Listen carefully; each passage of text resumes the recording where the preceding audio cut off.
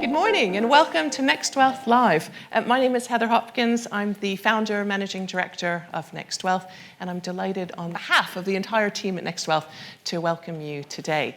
This is our third conference in this venue, and the reason that we do this is because we have a real passion for bringing people together, for connecting people. And one of the reasons we set up NextWealth, and Peter and I have this shared passion for connecting people, bringing people together, because we recognize as a business that insights on retail wealth management are really important. Those are often delivered in fantastic reports that I'm sure you all pore over, but sometimes those insights are better delivered face-to-face with other people contributing to the conversation, and all of you are a really well-informed audience connecting with one another. So we're delighted to have you all here today. We have a cracking agenda.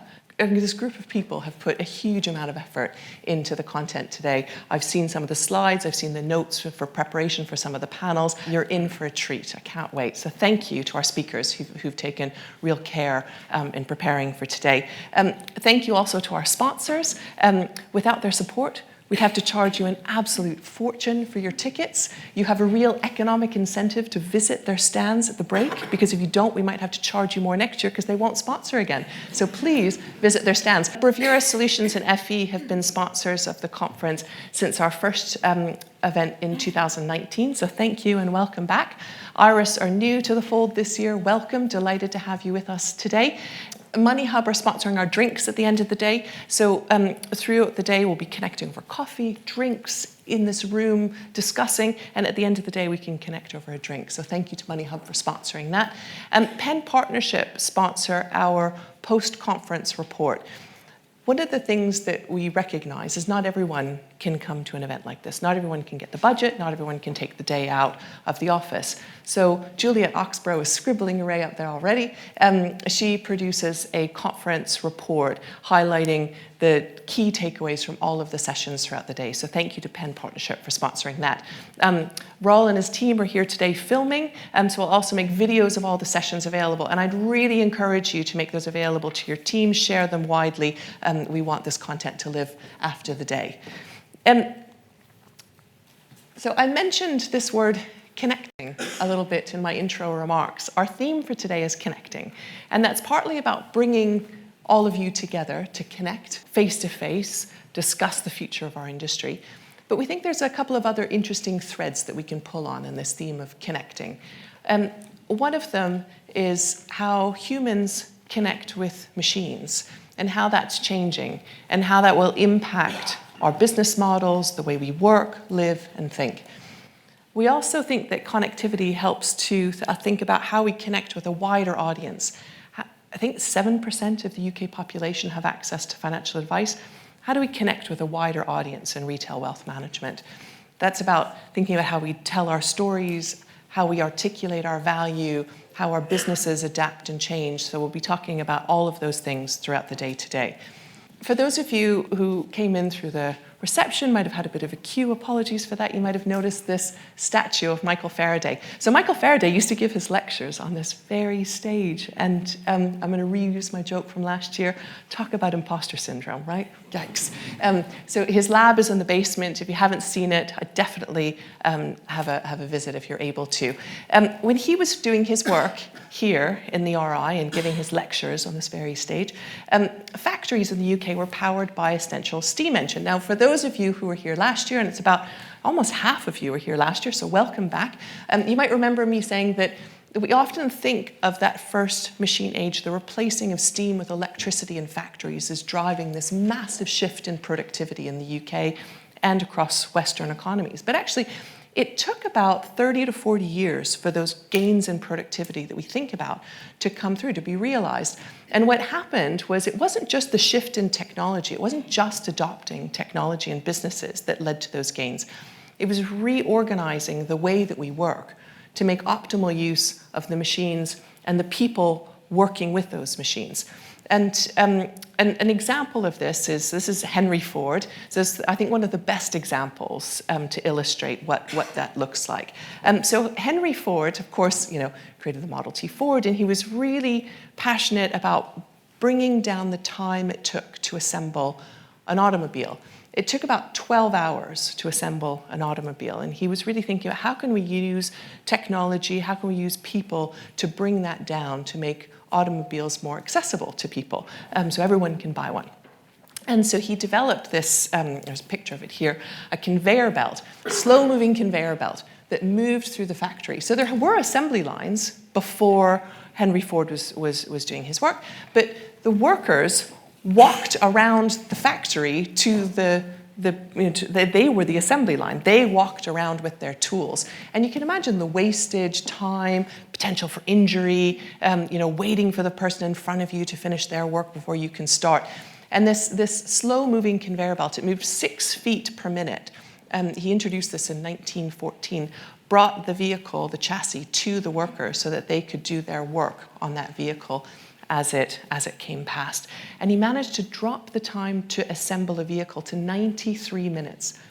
12 hours to 93 minutes. So when we think about those gains in productivity, it's about replacing technology, but also reimagining, making different use of how humans connect with technology. It's not just the technology. The other thing he really wanted to do was reach a wider audience. So he said, when I'm through, everybody will be able to afford one, and about everyone will have one. And he increased the wages of his staff to $5 a day. It was nearly doubling the average take-home pay of his employees. He also instituted a 40-hour work week. He wanted the people working on those cars to be able to afford the car and have the leisure time to be able to enjoy them. And so connecting his workers not just with the materials during the workday, but also connecting them with the product that they were manufacturing and increasing that connection to a much wider audience. So when we think about that theme of connectivity, of course, it's all of us coming together today, but it's also thinking about how humans connect with machines and how that's changing and how that will change our businesses, the way that we work, and also how we connect with a wider audience. So that's our theme for today. But we're not talking about electrification anymore, are we? We're really talking about artificial intelligence. I mean, how many times have you seen headlines about ChatGPT? ChatGPT 4 came out last week. So artificial intelligence was a term coined in the 1950s. It's not particularly new, is it? Machine learning, big data, branches of AI, they really came to the fore in the 2010s. But this new version of generative AI is really the new thing everyone's talking about and is changing the way that we interact with machines.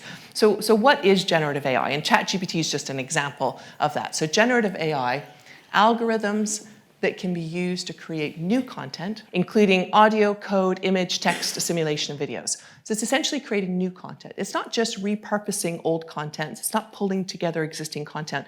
It's actually creating new content. So what does that mean? So think for a minute, which of these 4 images do you think was taken by a human of a human? There's only one. Was it the youngest, the oldest? The oldest?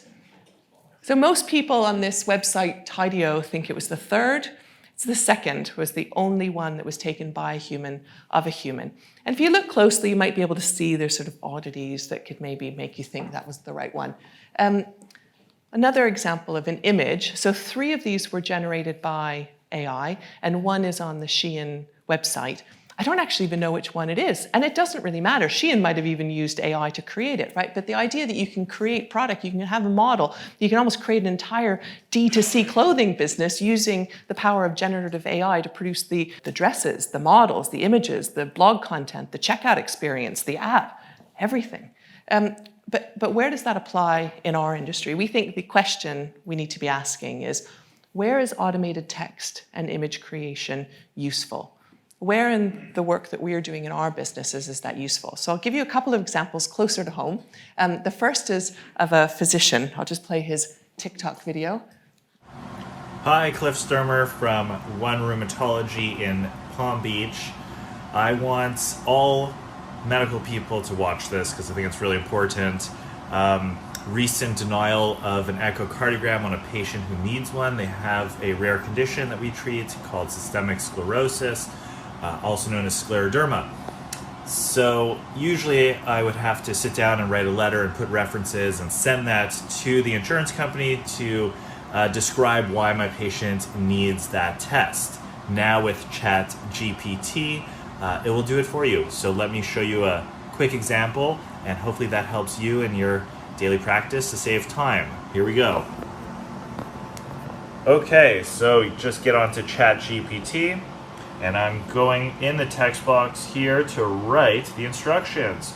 Write a letter to United Healthcare asking them to approve an echocardiogram on a patient with systemic sclerosis. Make references to supporting scientific literature and list the appropriate articles. Okay, here we go. Let's see what it comes up with. To United Healthcare, I'm writing to request approval for an echocardiogram for a patient of mine who has been diagnosed with systemic sclerosis. This is an autoimmune disease that affects the connective tissue and can lead to damage to the heart and other organs. Multiple studies have shown that an echocardiogram is an effective tool for evaluating cardiac function in patients with systemic sclerosis. For example, a study published in the Journal of Rheumatology found that an echo was able to accurately identify cardiac involvement in patients with systemic sclerosis, and then it puts a reference. Another study published in the American Journal of Cardiology. Right, that probably gives you an idea of the flavor. I mean, and it is that fast, right? If you haven't messed around with it, definitely give it a go. It's good fun. Now, you'll be relieved perhaps to know that that same doctor posted a follow-up video encouraging people to double check the sources before sending that off to the insurance company. Who's heard of hallucinations? So the robot putting forward with absolute confidence somewhat questionable information. So double check those sources. Another example, PwC is experimenting with chatbots to speed up its lawyers. So it's working with a fintech called Harvey that offers a generative AI tool, which is a digital assistant to their lawyers so that they can speed up their work in creating contracts, editing contracts. The article also references Clifford Chance, who's working with Robin, which is based on ChatGPT. And that one is actually doing some of the basic contract negotiation based on rules that are written in for what can be negotiated. So not disrupting the client experience, but operating as a digital assistant to the lawyers, the paralegals, the admin staff within the company. The quote, it could be used to summarize key clauses and batches of contracts and eventually produce initial due diligence based on instructions from lawyers. A really interesting application. And ChatGPT, the one that's publicly available on the OpenAI website, is scouring all the publicly available information. But with Clifford Chance and PwC, it's also scouring all of the contracts they have, all of the CRM details, everything within that company that they have in their own data files, data warehouses, can be used to learn and apply in that generative AI. And I don't know if you heard that the latest version of ChatGPT scored 98th percentile on the US bar exam that lawyers take. Generation 3 was in the 10th percentile. So the speed at which these things are learning is remarkable. I played around a lot with ChatGPT. Here's my letter. I acted as a financial advisor trying to get a pension valuation from a closed book pension provider written in the style of the King James Bible. Possibly not that useful an example, but that comment in the previous slide about instructions from lawyers, the ability to write prompts is going to be incredibly important to all of us, to learn how do we prompt the AI to give us something useful. Now this is very useful because it doesn't include the link to the LOA, it doesn't include any of the client's details, it doesn't, so the advisor would still have to do quite a bit with that letter before it can be sent off to the insurance company. But if it was able to look into the company's own CRM, into their own, platform data, whatever's held within that company, the ability to replace some of those administrative tasks to allow that financial advisor to connect with more customers is enormous. And I think you can probably all see applications with your own businesses, companies with siloed data sets. How can that AI sit on top of those to pull out data across those silos to produce meaningful information? Now, I'm a bit of an optimist. I think a lot of you know that. So just to recognize these can sometimes take a while. This is a chart of smartphone sales. Proto-smartphones. How many of you had a BlackBerry, Palm Pilot? We were among that little tiny line of people buying smartphones, the proto-smartphones, and then you see the takeoff of Apple and Android. And it's an important lesson, not just that the future can take a long time, but sometimes those that are earliest aren't the winners, which is an important thing to remember. So that theme of connectivity, thinking about how we interact with machines and how that's changing and how that will continue to change, how that will change our businesses, the way we work, live, think, how that will allow us to connect with a wider audience. I mentioned Michael Faraday doing his lectures on this stage. Michael Faraday, I don't know if you know this, he was self-taught. He was working in a bookbinder. He came from a really poor family, was working in a bookbinder as a teenager, was binding a book about electricity, took it home, read it, self-taught scientist. And when he was giving his lectures here, he introduced the Friday evening lectures because he wanted to share the experiments he was doing, learnings that he was coming from with his work that he was doing in this building, and instituted the Christmas lectures, which of course extends that knowledge to younger people. So perhaps we're stepping in the footsteps of Michael Faraday by thinking about connectivity and bringing people together. I really look forward to connecting with you all today.